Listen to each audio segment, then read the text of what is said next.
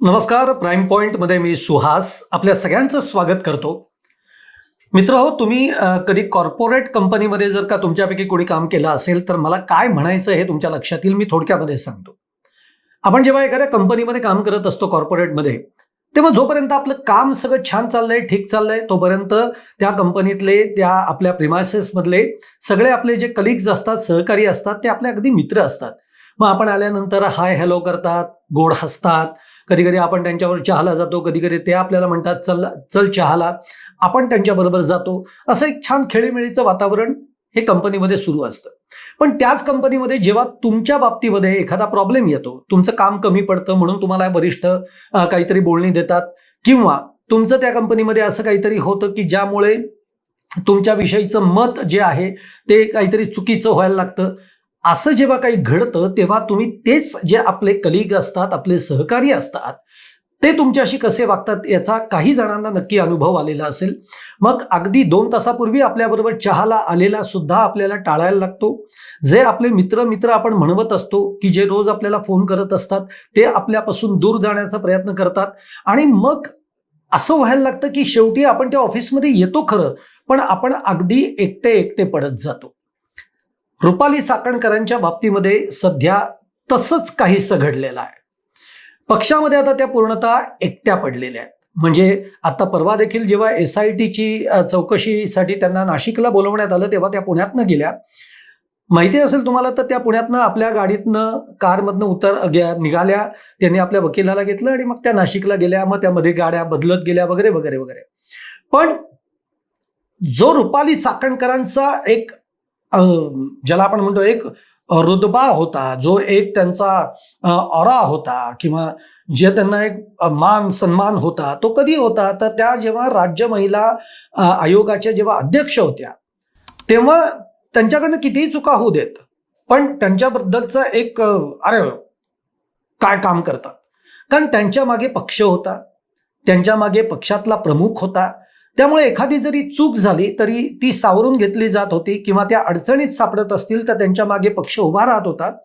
पण आता तसं काहीच राहिलेलं नाही. आणि त्यातून जे प्रकरण समोर आलेलं आहे, त्यातून आता सगळ्यांनीच आपले हात वर केलेले आहेत, हात काढून घेतलेले आहेत. त्यामुळे रुपाली चाकणकर आता या राष्ट्रवादी अजित पवार गटामध्ये पूर्णतः एकट्या पडत चाललेल्या आहेत.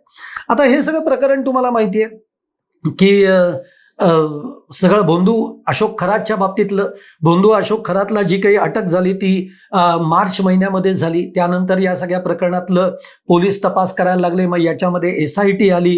हे सगळं प्रकरण जे आहे, हे सगळं प्रकरण सुरू होण्याच्या आधी सुद्धा मुख्यमंत्री असतील, पोलीस महासंचालक असतील, असे सगळी लोक याच्यामध्ये, या प्रकरणामध्ये हात घालण्याच्या आधी याबाबतचे नेमके धागेदोरे काय आहेत, पुरावे काय आहेत, हे सगळे जमा करत होते, अगदी गुप्त पद्धतीने. याचं कारण असं आहे की या प्रकरणामध्ये काही राजकीय नेते सुद्धा इन्व्हॉल्ड आहेत, असा त्यातला एक अंदाज होता. आणि त्यामुळे मग या प्रकरणाचा गवगवा होऊ नये, आणि मुख्य म्हणजे जो आरोपी आहे तो कुठेही पळून जाऊ नये, सुटू नये, यासाठी ही सगळी खबरदारी सुद्धा घेण्यात आलेली होती. आता या प्रकरणामध्ये एक नाव चर्चेत यायला लागलं. मग ते राष्ट्रवादीच्याच रुपाली पाटील असतील पुण्याच्या, त्याच्यानंतर सुषमा अंधारे असतील, यांनी खूप यामध्ये रुपाली चाकणकरांचा संबंध कसा आहे हे सगळं त्या माध्यमांना बाईट देऊन देऊन सांगत होत्या. त्यानंतर रुपाली चाकणकरांचे काही फोटो समोर आले. म्हणजे गुरुपौर्णिमेच्या दिवशी गुरुपूजा करतात आपल्याकडे, ज्या व्यक्तीला आपण गुरु मानतो, त्या संदर्भातले काही फोटो हे समोर आले. आणि मग त्याच्यानंतर रुपाली चाकणकरांचा आणि भोंदू अशोक खरातचा नेमका संबंध काय, याच्यावर बरीच चर्चा झाली. विरोधकांनी त्याच्यावर रान उठवलं, बाईट दिले, हे सगळं झालं.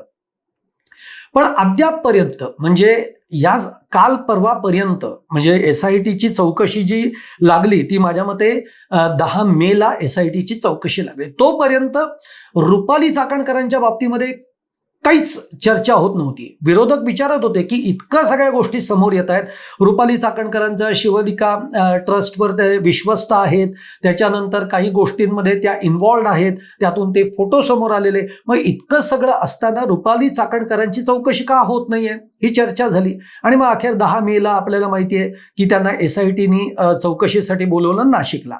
रुपाली चाकणकरांची चौकशी होण्याच्या आधी त्यांची जी बहीण आहे प्रतिभा चाकणकर आणि त्यांचा मुलगा, प्रतिभा चाकणकरांचा मुलगा तन्मय का चिन्मय चाकणकर यांची देखील चौकशी झालेली आहे. आता या चौकशीमध्ये नेमकं काय झालं त्याचे कोणतेही तपशील बाहेर आलेले नाहीत. अगदी रुपाली चाकणकरांची 10 मेला जी SITने चौकशी केली असं म्हटलं जातं की प्रचंड प्रश्नांची सरबत्ती ही त्यांच्यावर करण्यात आली.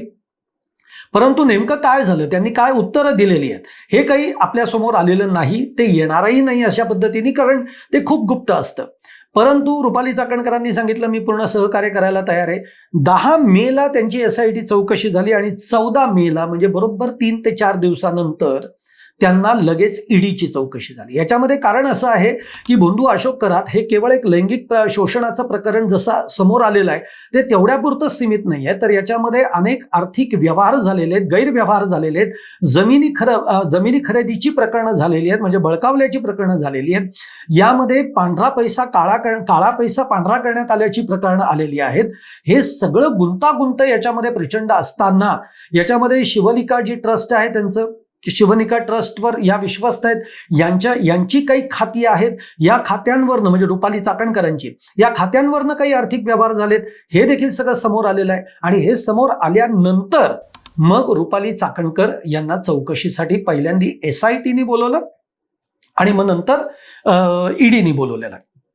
आता त्यांची चौकशी तर झालेली आहे, पण याच्यामध्ये 2 प्रकरणं जी आहेत, ही 2 प्रकरणं रुपाली चाकणकरांना खूप अडचणीत आणू शकतात. म्हणजे रुपाली चाकणकरांना या प्रकरणामध्ये अटक होऊ शकते अशी चर्चा आता सुरू झालेली आहे. ही 2 प्रकरणं म्हणजे नेमकी काय आहेत तुम्हाला आठवत असेल तर त्यातलं एक प्रकरण म्हणजे सुषमा अंधारे, शिवसेना ठाकरे गटाच्या ज्या नेत्या आहेत त्यांनी एक बाईट दिला होता, माझ्या मते तो पुण्यामधनच दिलेला होता, की रुपाली चाकणकर असं म्हणतात की माझं आधार कार्ड, माझं पॅन कार्ड हे पूजेच्या वेळी घेण्यात आलं. पूजेच्या वेळी असं कोणतं आधार कार्ड एक वेळ आपण म्हणू शकतो की लागू शकतं. म्हणजे तुम्हाला माहिती आहे की तिरुपतीला दर्शनाला जाण्याच्या आधी तुम्हाला त्याची नोंदणी करावी लागते. ती नोंदणी करत असताना तुम्हाला आधार कार्ड दाखवावं लागतं, त्याचा रेफरन्स द्यावा लागतो. पण पॅन कार्डचा काय संबंध आहे, कारण पॅन कार्ड हे पूर्णतः तुमच्या आर्थिक व्यवहारांशी निगडीत असणारं पॅन कार्ड आहे, त्यामुळे त्याचा संबंध काय आहे. मग पूजा अर्चांच्या वेळी जेव्हा जे काही विधी केले गेले वगैरे वगैरे याच्यामध्ये पॅन कार्ड देण्याचा संबंध काय आहे, हा एक प्रश्न सुषमा अंधारे यांनी उपस्थित केलेला होता. आणि इथेच एक अडचण आता रुपाली चाकणकरांच्या समोर येणारे. आधार कार्डाच्या बाबतीमध्ये ठीक आहे, या गोष्टी कन्सिडर होऊ शकतात, पण पॅन कार्ड देण्यामागचं कारण काय आहे याची उत्तरं मात्र ही रुपाली चाकणकरांना द्यावी लागणार आहेत. त्यामुळे हाच पॅन कार्ड असेल, आधार कार्ड असेल, हेच पुढच्या काळामध्ये रुपाली चाकणकरांना गोत्यात आणेल का, असा एक प्रश्न या माध्यमातून या निमित्ताने आपल्या समोर तयार होतो. दुसरं जे एक प्रकरण आहे ते म्हणजे तुम्हाला आठवत असेल जेव्हा रुपाली चाकणकरांचं नाव आलं ते कशामुळे आलं, तर भोंदू अशोक खरातच्या या सगळ्या कारनाम्याचं प्रकरण जे आहे ते मुळामध्ये 1 वर्ष आधी तिथल्या स्थानिक एका पेपरमधनं छापून आलेलं होतं.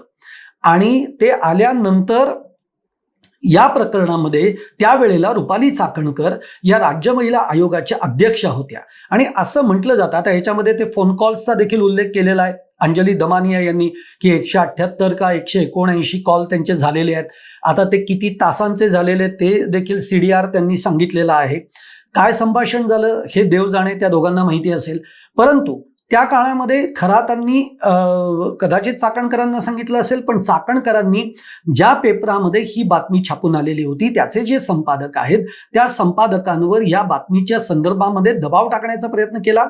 त्याच्या बाबतीमध्ये पत्र देखील त्यांनी दिलेलं आहे की हे जे सगळं ही बातमी मागे घ्यावी किंवा ही चुकीच्या संदर्भात देण्यात आलेली बातमी आहे अशा पद्धतीचा दबाव हा रुपाली चाकणकरांनी राज्य महिला आयोगाच्या अध्यक्षपदावर असताना हे सगळं केलेलं आहे. त्यांनी राज्य महिला आयोगाच्या लेटर हेडवर पत्र दिलेलं आहे. मग हे सगळं प्रकरण काय आहे, तुम्हाला तुमचे गुरु आहेत इथपर्यंत ठीक आहे, पण गुरुसाठी उद्या गुरु नेमकं काय करतोय हे जर तुम्हाला माहीत नसेल तर तुम्ही इतक्या आंधळेपणाने अशा पद्धतीने जी बातमी येते ती दाबण्याचा प्रयत्न तुम्ही कसं करू शकता, हा देखील एक प्रश्न आहे. त्यामुळे हे जे 2 मुद्दे आहेत, म्हणजे तिथला जो स्थानिक पेपर आहे त्या संपादकाला धमकावल्याच्या प्रकरणी, दबाव टाकण्याच्या प्रकरणी आणि त्या संदर्भामध्ये काही पत्रव्यवहार करण्याच्या प्रकरणी अजून ते प्रकरण समोर आलेलं नाही, पण हे प्रकरण लवकरच समोर येण्याची शक्यता आहे आणि हे प्रकरण जेव्हा समोर येईल तेव्हा मात्र रुपाली चाकणकरांच्या अडचणी या वाढणारच आहेत. आधार कार्ड, पॅन कार्डच्या बाबतीमध्ये सुद्धा नेमक्या या अडचणी वाढणार आहेत आणि त्यामुळेच एकूण जर आपण बघितलं तर या प्रकरणामध्ये भोंदू अशोक खरातच्या प्रकरणामध्ये जसं बोललं जात आहे की 3 ते 4 मंत्री आहेत, ते आता मंत्री कोण आहेत, त्यांची नावं काय आहेत ही आता आपण काही सांगण्याची गरज नाही, ते समोर येणारच आहे, ते पुढे येईलच सगळं प्रकरण. पण आता रुपाली चाकणकरांच्या बाबतीमध्ये जी चर्चा होती की त्यांच्या बाबतीमध्ये का नाही कोणती ऍक्शन होत आहे, तर आता ही ऍक्शन घ्यायला सुरुवात झालेली आहे. SIT चौकशी झाली आहे, ED चौकशी झाली आहे आणि पुढे आणखीन काही प्रकरणं जेव्हा समोर येतील तेव्हा ही सगळी प्रकरणं, यातले जे मुद्दे मी तुम्हाला सांगितले, पॅन कार्ड, आधार कार्ड आणि त्याचप्रमाणे तिथल्या स्थानिक पेपर आहे त्या पेपराच्या संपादकाला जे काही धमकावण्याचा, दबाव टाकण्याचा जो प्रयत्न झालाय, या सगळ्या प्रकरणांमधनं रुपाली चाकणकर यांना कदाचित अटक होऊ शकते अशी चर्चा आज दिवसभर रंगलेली आहे. ही माहिती मला तुमच्यापर्यंत पोहोचवायची होती म्हणून मी तुम्हाला तो कॉर्पोरेट याचा देखील एक उल्लेख केला, कारण आज रुपाली चाकणकरांची अवस्था अशी आहे, पक्षातनं ही सगळं माहिती आहे की आता रुपाली चाकणकर यांचा पाय खोलात गेलेला आहे, त्यामुळे आता पक्ष हा त्यांच्याबरोबर नाही. जे कालपर्यंत त्यांच्याबरोबरचे साथीदार होते ते आता त्यांच्याबरोबर राहिलेले नाही आहेत. एक सुनील तटकरे कालपर्यंत प्रयत्न रुपाली चाकणकरांच्या बाबतीमध्ये जे काही करत असतील, आपल्याला सोकॉल्ड पण त्याची चर्चा होती, त्यामुळे तेही आता, कारण स्वतःच आता सुनील तटकरे हे एका वेगळ्या सगळ्या प्रॉब्लेम्समधून जात आहेत, राष्ट्रवादीमध्ये तेच त्यांनाच कुठेतरी डावललं जात आहे अशी जी काही चर्चा आपण त्याच्यावरही व्हिडिओ केलेला आहे. तर त्यामुळे आता सध्या सुनील तटकरे हे देखील रुपाली चाकणकरांच्या पाठीशी किती उभ्या राहतील हा येणाऱ्या काळामधला एक प्रश्न राहीलच. पण आता तरी रुपाली चाकणकर या एकट्या पडलेल्या आहेत आणि आता त्यांना पुढच्या काळामध्ये ही सगळी लढाई जी आहे ही एकट्याने लढायची आहे. त्यामुळे पुढच्या काळात काय होईल, खरंच त्यांना अटक होऊ शकते का, हा सगळा प्रश्न बघण्यासारखा असेल. काय होतंय ते आपण बघूयात. पण तुम्हाला हा व्हिडिओ आवडला असेल तर लाईक करा, शेअर करा आणि आमचं चॅनल सबस्क्राईब करायला विसरू नका. धन्यवाद.